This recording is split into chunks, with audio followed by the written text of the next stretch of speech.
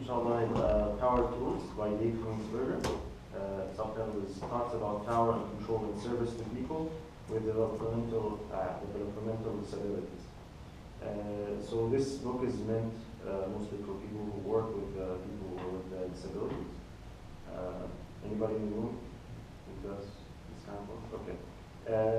I think from reading the book, it can also deal with people who just, if you're serving someone, if you're helping someone at all, you can also learn from this book. And it's talking about how we typically abuse our power when we're helping someone. On an occasional basis, we can be abusing our power and hurting the people we're helping instead of helping people. Okay. So first, Hingsburger, he is a master's of education. He's a well-known author, lecturer, and counselor for people with disabilities. He wrote many books, and he's part of journals and so on. I won't go through the whole list. Okay. So the reason he wrote this book is because he just at one point the light went out in his house. There was a storm, and he started to think about how he feels powerless and how bad that feels. And then he started thinking about how the people who he usually works with feel helpless. So he brings them the cases of a kid walking the street with his mom, and then he wants to look at something or point at something. His mom, instead of talking to him and telling him, they're in a hurry or whatever, she yanks him and keeps going. Okay? Or a case of an elderly woman who, for some reason, the lady that's helping her, pushing her wheelchair, is yelling at her and telling her, what the hell are you thinking? What are you doing? It's and that can happen in public, and it's not respectful at all. The lady, for example, that's helping the old disabled lady it's her job to serve, not to abuse, not to hurt the person.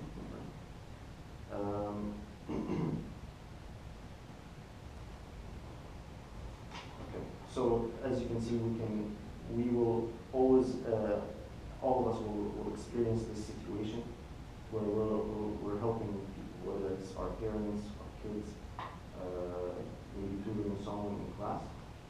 We'll go through this situation, and in these conditions, we might be abusing our power. Okay?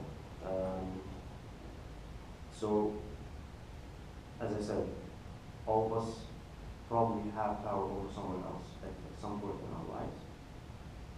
We routinely abuse this power, and we don't notice that we're abusing our power, but everybody else around us will see it. And then just because you didn't mean to abuse your power doesn't mean that you can just say that it's okay.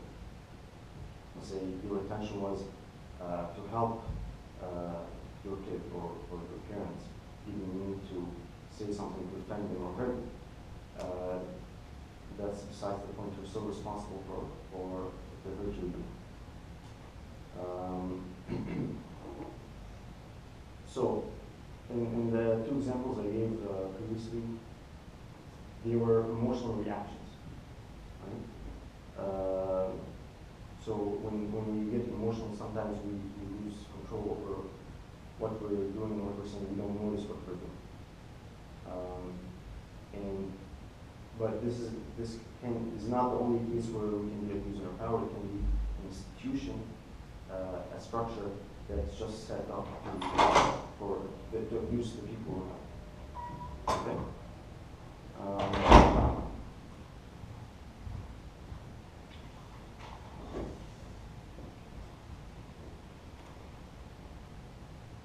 Now, going back to the reason why the people who are, why we shouldn't hurt them is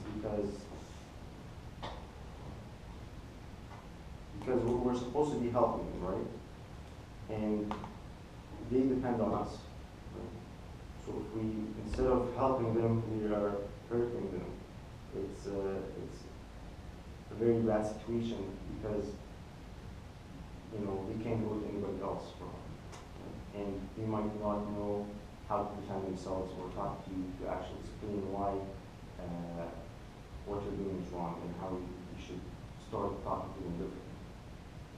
Okay? So if we take an analogy of this case to say service providers like you know, cell phone companies.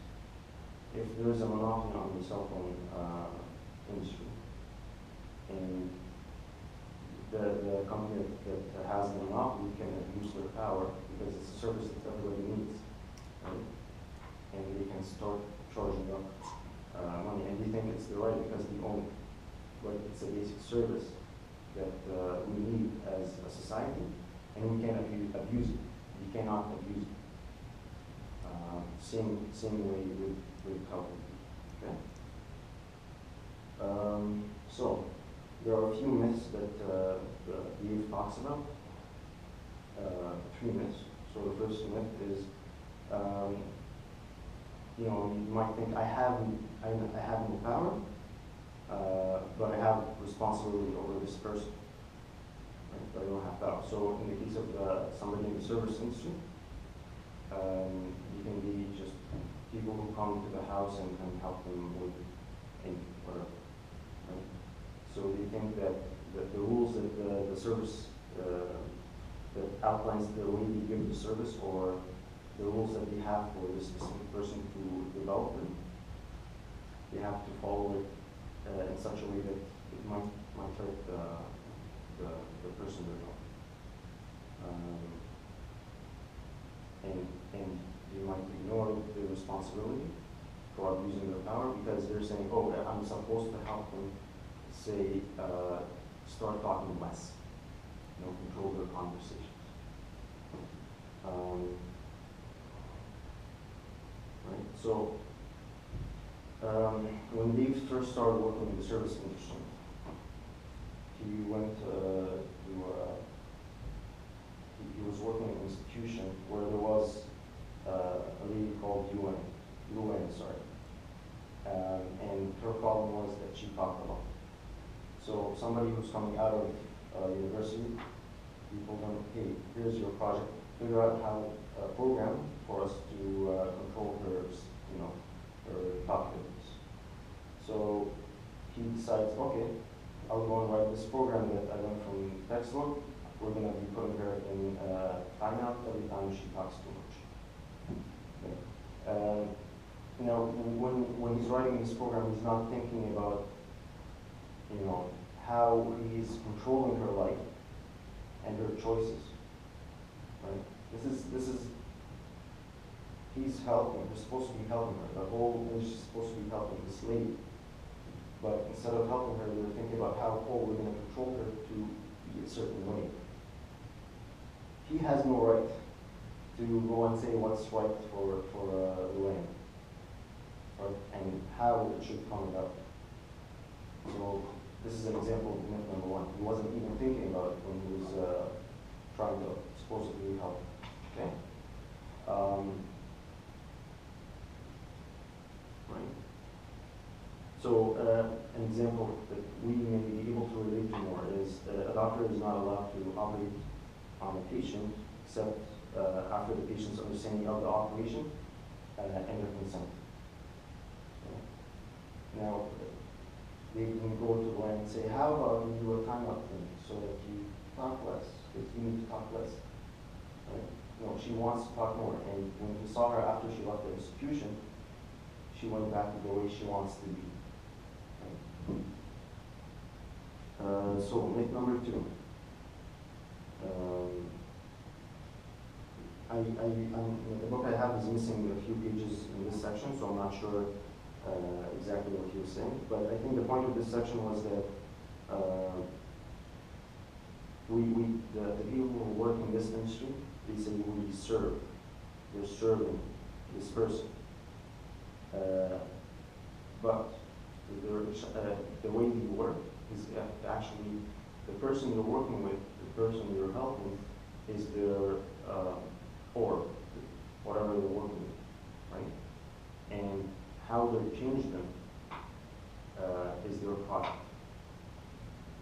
Right? So they're trying to control these people, but instead you need to start thinking about, you know, how to help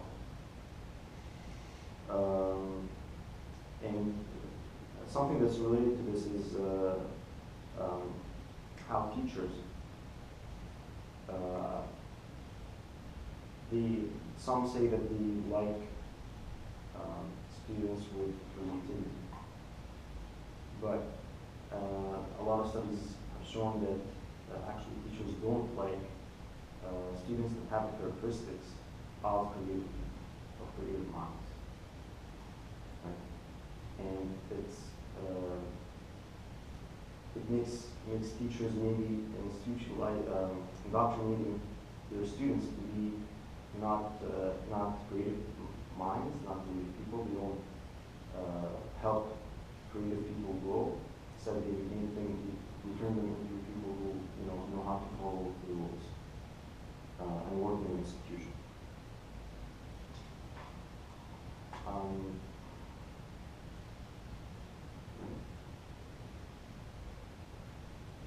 So myth number 3 is that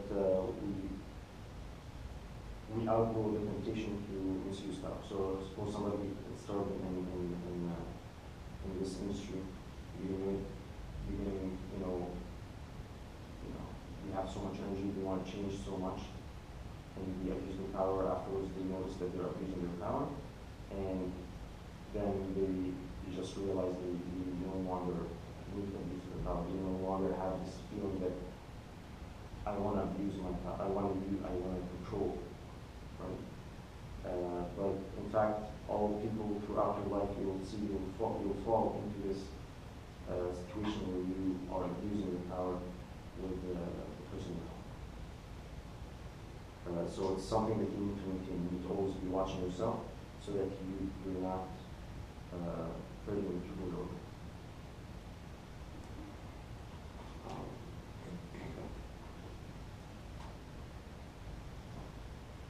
So, and these are the 3 myths. He said that the process for change has 3 steps, and you need to acquire 2 skills. So, the first step is you need to change the way you think, so that you don't expect the person you're helping to be act in a certain way, right? So you don't force someone to follow your process and your way. If you don't go with this expectation, you won't feel hurt when you see them doing something, the thing that you want them to do. Suppose it's doing dishes, go and to the mall and buy something from that. If you do it in a different way to what you expected yourself or what you expected them, that's fine. You will do it in a different way because they are in a situation different from yours. So let go of that expectation so that you can work with them to develop your own process instead of forcing to follow your process, which you will never follow exactly because of their limitations. So as I said, he gives an example of someone who with disabilities who goes and washes dishes exactly, but just organizes dishes in the wrong way. And then the service worker comes and says, this is all wrong. We're supposed to do this, and that, right? And instead of encouraging a disabled person, that they did a good job, they did it properly, they finished the job, but it's just that it's not exactly the same way they expected of them, it just ruined the fruit of all this work that we did. The second step is to be patient, right?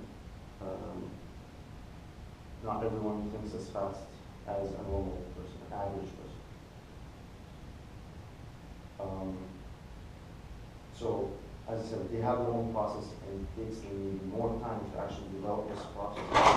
So you just need to wait out, not, okay, let's go, let's do this, and just direct them. Wait for them to actually respond to you, work with you, to get to where you want them to.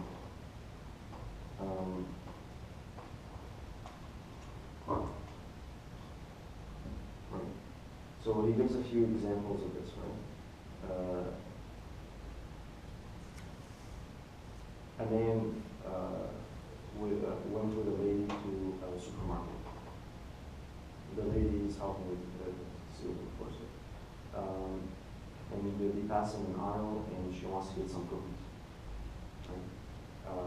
So before she even goes and reaches out, tells her to stop, he yells at her in public. And she wouldn't even let her speak. She's saying, I like them. And he starts saying, well, the doctor's saying you're getting fat and you need to stop. So, he did a few mistakes. He yelled in public and embarrassed her, right? He didn't let her speak, and even though he could empathize with Susan's feelings, he didn't. So, this man working in serving this lady knows how she feels, that she likes these cookies, and he may like another food. He didn't think about how he would feel if somebody stopped him from getting the thing that he likes. Right? And what he was getting angry about and yelling about is actually his loss of control over Susan. And so the guy was called Hank, and the lady was called Susan. Hank, the way he acted is not because it's not a big deal that she's going to get cookies. It's a big deal that he's going to lose control over her. But she's not going to follow his orders and his way, and his process. And what he needs to work on more is to help her reach this point where she can help herself and not need to depend on him. This is what really helping her with. Right? So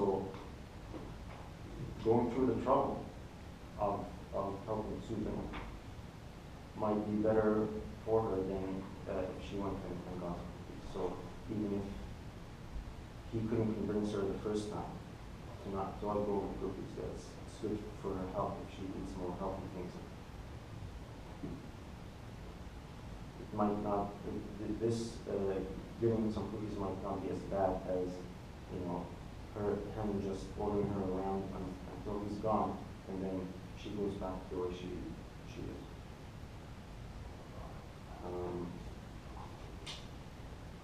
All right, so the third step. So we said the first step is let go of patient. Second step is be patient.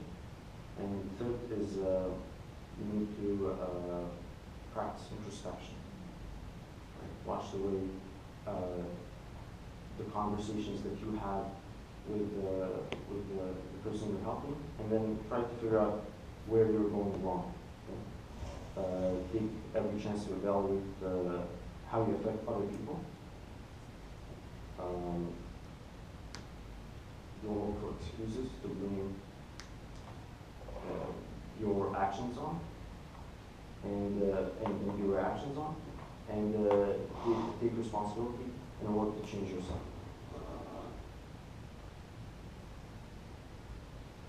Okay. And so an example for this is you don't want to be someone who is skilled at working in a certain way. Right? In this process, suppose you learn, it's like the old process, like you enter the industry and this is the way you did it. And then somebody tells you a few years later, hey, we don't do this anymore. You say, well, this is how I know how to do things, and this is how I'm going to do things. Right? This is similar to how someone who doesn't practice introspection would be.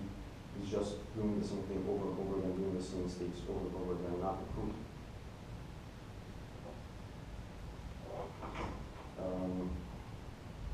So those are the three steps.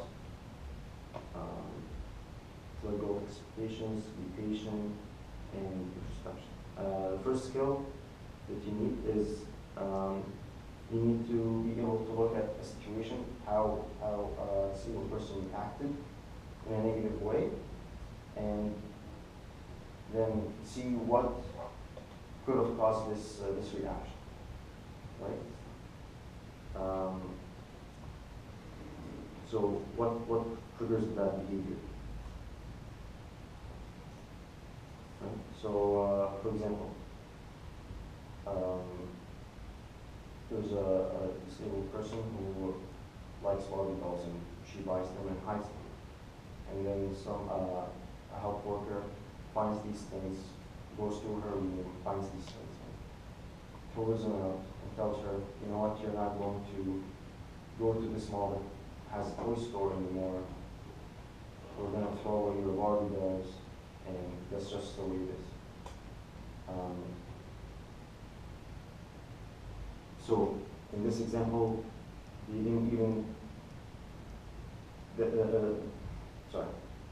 lady afterwards, gets angry, starts breaking things, takes the glasses of the health worker and breaks them. Right? So we can say this is a bad behavior of this lady, but in fact it's something that we caused, the service workers caused. Right? We didn't take into account her feelings, her ownership of herself and the way she lives. And anybody would actually feel, who feels oppressed like that and feels controlled would be angry and would react in a similar way. So there are people just like us.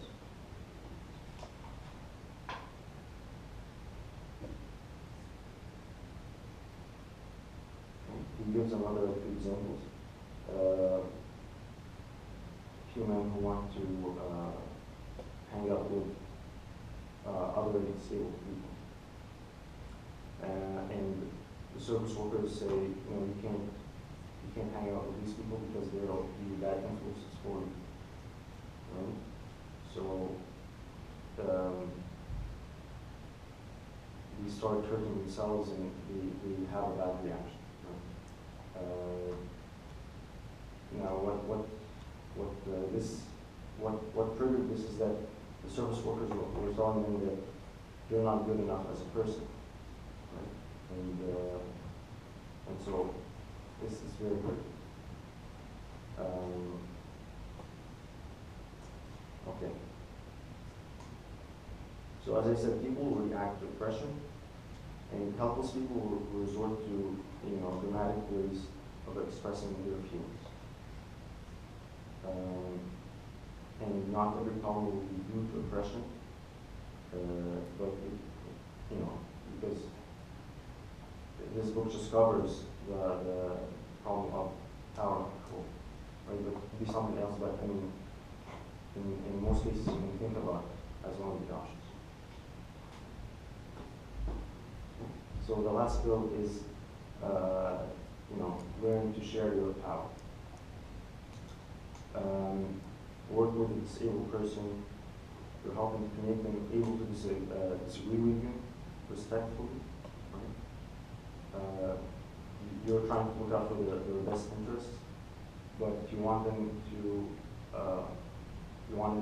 do this, talk with them in a way so that they understand you, right? And also teach them to talk to you so that you can understand them.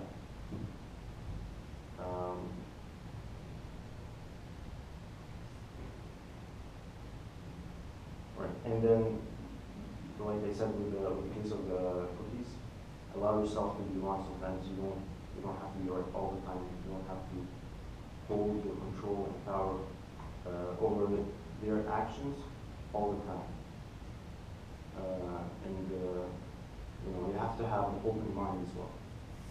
can't be going into an argument saying, I know what's right, so I'm just going to look out for what makes you right and ignore what makes you wrong. You have to have an open mind. This way they hear you and you hear them. It's pretty much it. It's a short book. It's a short book, but this is it.